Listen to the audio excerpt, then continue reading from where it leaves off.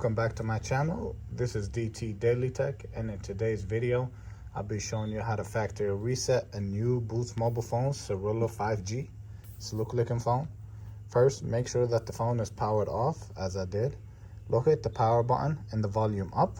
Press and hold both keys. Continue holding until the phone turns on.